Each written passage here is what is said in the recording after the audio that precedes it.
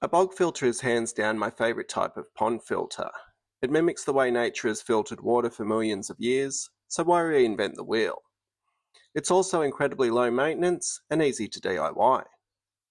So if you've built a bog filter, the plants are going gangbusters, the water's clear, but you're wondering, should I be doing something? Cleaning, flushing, thinning out the jungle of roots? Let's clear that up today. If you don't already know me, I'm Kev.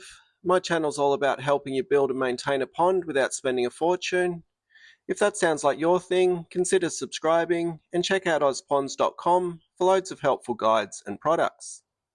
As a general rule, I recommend giving your bog filter a flush and thinning out of the plants at least once a year.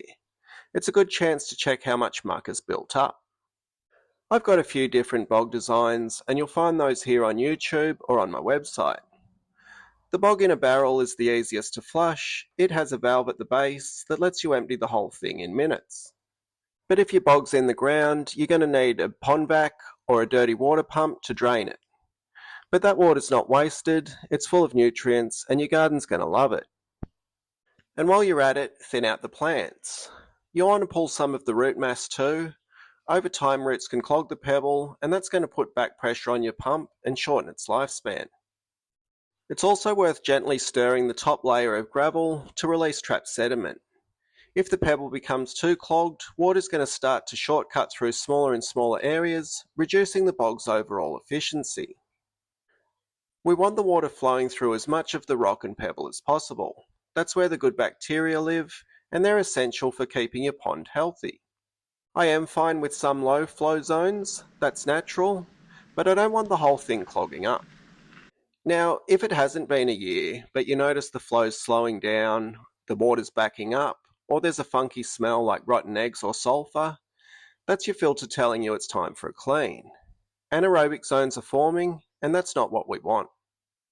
Another clue is thick black sludge. And don't confuse this with mulm. Mulm is that light, fluffy brown layer that stirs up easily and plays a beneficial role in the ecosystem. The black sticky sludge, that's the stuff we want to remove. If you've installed a breather pipe, and if you don't know what that is, I'll link it in the description.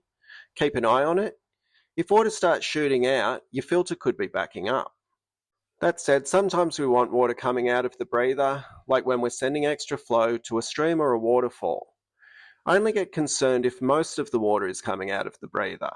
That usually means your bog's clogged and the water's bypassing the filter, and that's not ideal. Now, when everything's working beautifully, you've got clear water, happy fish, and thriving plants, it's hard to motivate yourself to touch it. But a bit of light maintenance now can save you a full rebuild later. And to be honest, I've got a few bog filters myself that could use a good flush and some root thinning. I've made videos showing exactly how I do that, so I'll pop one on the screen now if you want to see the process. I hope this helped. Thanks for watching, and I'll see you in the next one.